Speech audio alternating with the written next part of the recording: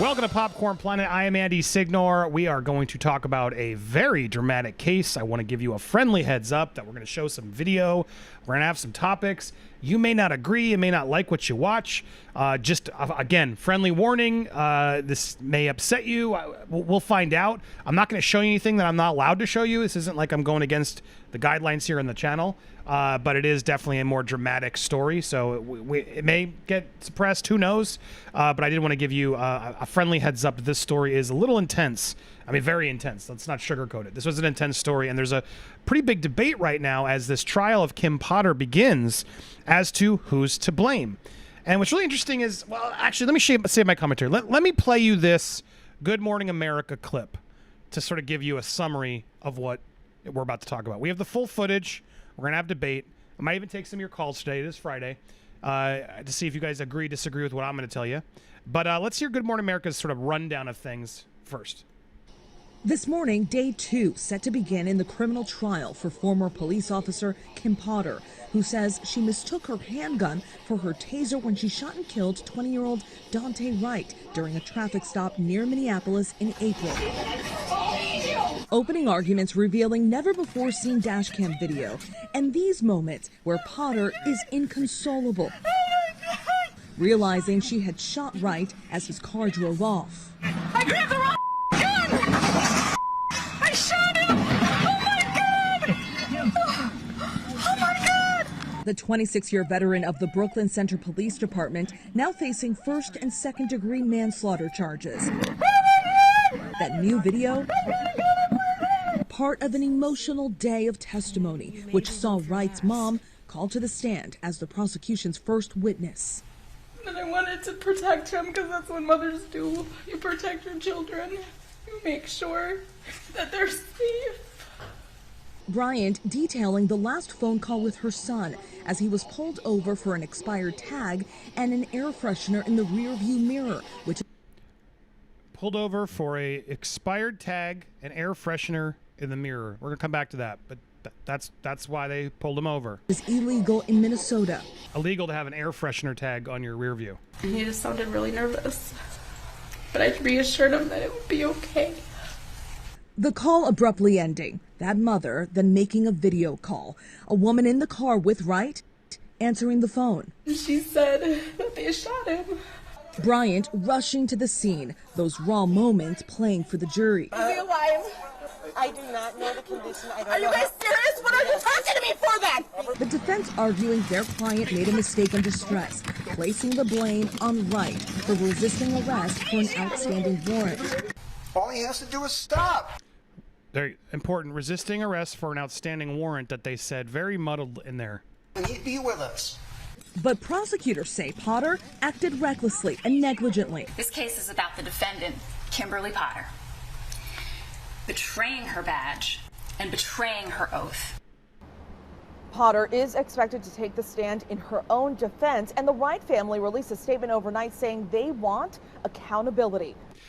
All right, so that's the story, how GMA is telling it to you, all right? And when I saw this, I was immediately like, oh my God, this poor kid, what's going on? All right, there was, but then I almost, they gloss over the warrant. They mention it because you have to mention that part of it, but not very well. As you do the homework on this, I just want to make sure we are very honest about this. He wasn't just had a warrant. This was a warrant for armed robbery and a woman.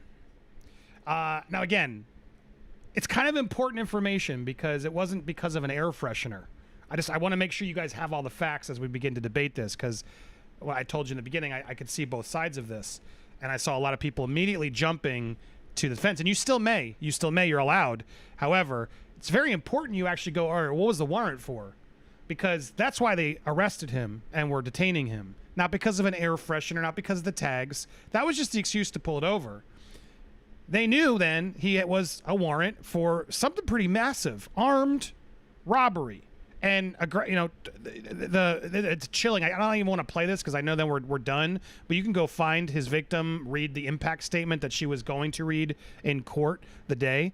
But this is an important part of the story because GMA painted that story like, oh, this poor kid, again, police just again, police are messing up. They don't know what they're doing. Why are they pulling over the black kid for an air freshener? Like, that's the vibe I get when I watch these GMA clips and how this sort of news is covering this. But the reality is, this kid had a warrant. It was for armed robbery and awful stuff. Like, you gotta that I'm sorry, that takes into account when you see him resisting arrest. Now, again, we're gonna get to the officer in a second, but to me, the way this was painted was very unfair, and it frustrated me because it wasn't the full story. It was a way they told you this story, and as they showed the pictures of the boy and how sad. Why are you resisting? Why are you resisting? Well, because you have an armed warrant for your arrest, and one of your other guys, I guess, already there was two of them, and one of them already is sort of still. Anyway, that makes this story more complicated right out the gate. Makes the story more complicated. Now, I want to express my frustration out the gate there, and then I'll focus on the cop because I haven't addressed the cop yet. We're going to talk about the cop in a second. But when I watch this clip and I see how the media's handling it, it is really just sort of like seems like a clear-cut one-shot thing. But then you got to go and watch the footage. All right, so we got the footage. So again, warning. We're gonna play the clip, the moment. And I'm gonna cut away during a part where it's unclear when actually something is fired, but I'm not going to show you that part. You can find these clips on YouTube. I'm going to show you the beginning, the end. You'll hear some stuff, and then we're going to listen to her afterwards. But I want to watch it all with you together so we can sort of come to the consensus, because how did this officer mistake her pistol for her taser? How is that possible? Are they even the same? Like, how aren't they kind of different?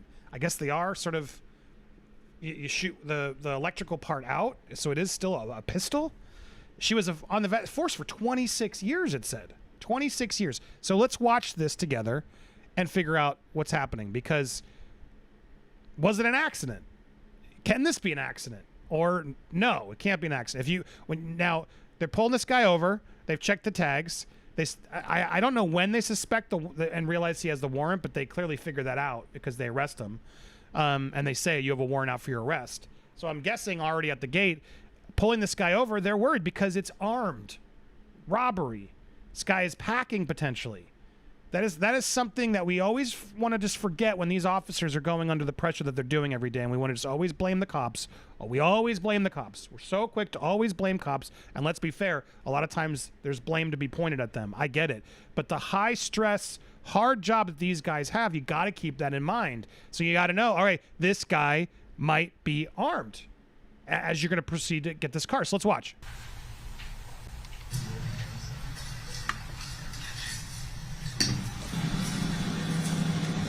Continue. Sam, step on him. All right, man, you're gonna be better.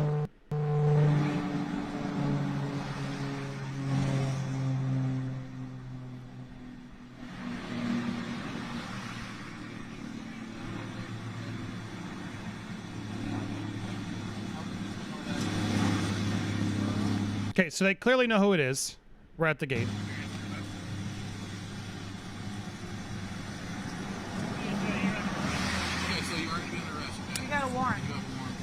So they all knew. Or so we missed the beginning of this or what their prep was, but I guess they ran the tags. Something was off with the tags, expired tags, but they realized they could pull them over for that, and then they justify. They could say, "Well, you have a warrant out." I'm not doing that. Don't. You say so, bro. Don't do it. Don't do it. Hey, don't. Okay, now at this point, this is the most important part. He's not only resisting, he's trying to escape. He's also getting in his car. There's someone else in his car. He could be going to grab something. There's a lot going on here that is terrifying. I can't even imagine, but this is what they're trained for, right? They're supposed to be trained for instances like this to handle it. I'll tase you! I'll tase you! Taser! Ah, he shot me. Oh, my shit! I just shot him. Yes! I grabbed the wrong fucking gun! I shot him! Oh my god! Oh my god! Oh my God, there is indeed a lot to process there. So again, I have to be careful of what I show you in this moment because I don't want to show. Again, we're watching the before and after of the incident and what happens, but just so I'm playing it again and giving you sort of a freeze before she fires anything, she grabs her weapon, which you can see here. I've frozen it. It's nothing happening now. Now it looks like it looks like a taser weapon to me. It really does. I don't know the difference of these things, but she calls it a taser. She pulls it out. She's clearly stressing. She's clearly out there doing it, and she's holding it, and then she fires. I'll tase you! While she's saying "I'll tase you," the audio is unclear when it's so quiet. It's even I don't know if they removed the sound. It's very unclear when she pulls it. Because I'm watching this footage now, and I don't want to show you this footage, but there's a reaction of him sort of like, but I never heard or saw anything come out. But then what's very weird is she screams, "Taser, taser, taser," when there's clearly no taser coming out. She then proceeds to throw the weapon down. I just shot him. And that's when she comes to the realization, in the moment, I just shot him. Yes! I grabbed the wrong fucking gun! Meanwhile, in the background, clearly he's been hit because he just crashes into another car and a pole back there in the background. Shot him! Oh my God! Oh my God! Now, look, this is awful. This is awful. How did she do that? Everyone gasped. So now, this is when the next portion is very important. Was this an accident? I see already a lot of you already like, well, how they're much lighter. How could she have switched them? That's clearly what the case is going to present. But man, she really effed up. Now, again, watch this footage because this footage, this is hard to hear. I shot him! Oh my God! Jim, sit down. Oh my God! I got it.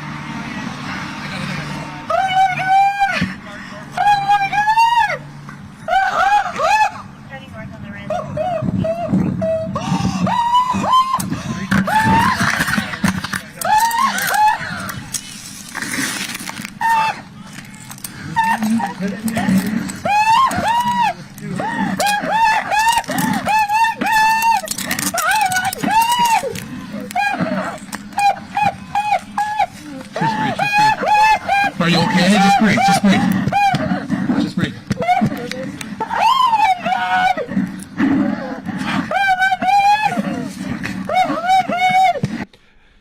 Man, this is rough. This is rough. That's not someone who did this on purpose. That's not someone who did this on purpose. Now, why are these cops still there? There are other cops who came to the scene because they reported the guy with the warrant as they were pulling it over. So other cops then proceed to go to the other while he's crashed. Airbags out. They're drawn. They're trying to get him out, make sure they're safe. They don't even know what's happened to him fully. And so they're waiting for. There's a standout over there. What's happening? So these two officers hold back, and just realize, oh my God, what do we do? What happened? I mean, this reaction. This reaction, at least to me, this isn't acting. This isn't someone who did it on purpose, who was an aggressive officer. This was a mistake. This is clearly a mistake. And everyone's yelling at me, Andy, it looked like, dude, go look up a taser. Look up a taser. It doesn't look like, it doesn't look like a phone. You hold it like a pistol. And I don't know. I mean, they should know the difference. There's weights. She effed up. She effed up. There is no doubt in my mind she effed up, but listening to this is brutal. Just breathe.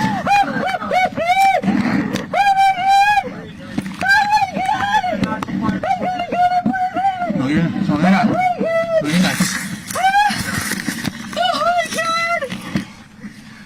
So she's mourning the loss of what just happened, and then as it's all going, suddenly the realization, I'm going to prison, which she did. Course, because she effed up. She owns it. That guy was trying to take off with me in the car. It's okay. Just breathe. Oh my God! Oh my God! He's still okay. Breathe.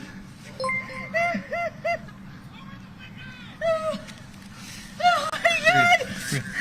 Oh my God! Okay, Kim, take a breath. Oh my Okay? God! Kim, Oh take a my breath. God! All right. Okay, two rigs, change them a couple blocks out. Oh my God! Oh my God! Driver, stop breathing. Oh, no! No, Additional squad. no, just go, just go. Get here on the red. Stand by side. Oh my God!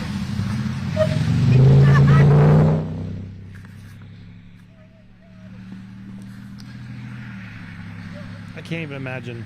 I can't even imagine. We can get the road shut down, westbound Yeah, just hurt on 63rd. my squad, not yours. Okay. Hurt with mine.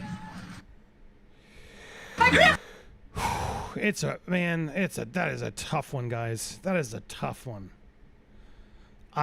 She's guilty in my eyes of effing up. There's clearly something that she did incorrectly. However, that's to me what she did. This is an accident. This was an accident. Now, again, unpopular opinion, why was he resisting? Don't resist. You have a warrant out, dude. This wasn't just some racial profiling stop. This wasn't some like racist cops. Dude, you were a criminal. You had a warrant out. And they caught you. Like, come on, dude. But the media's not going to tell you that part of it, right? Because we're in a new culture where we can't tell you the actual crimes because we're not allowed to do that anymore. I don't know. To me, everything's got to be about race. It's all. And I can't even say that because yes, the reality is yes, there's still a lot of racism. I get it. But we got to look at cases the way they are, and this has nothing to do with race. Of course, it's going to become about race and everything else. And the reality is they're both guilty. They're both guilty. The boy's not innocent. The boy tried to flee. The boy had a warrant out for his arrest. He is not innocent here. I'm sorry. It's tragic. It's so sad that it happened. But dude, that's why you don't resist. How many more times do we need to see this? Stuff like this, like just don't resist. And if you're not resisting, we got the cameras and these cops are doing something they're not supposed to do while you're not resisting, then sue their asses off. Please, please. Make it easier so it's very clear cut. He effed up. He resisted. Now, all that said, which GMA, they don't really get into that, right? They don't want to tell you this on the mainstream news. They don't want to give you that part of it. They want, we had a warrant out. They sort of say as the audio footage is playing over top of it, they just want to show you how sad it is of the boy and the mother crying on the stand. And it's sad. It is sad.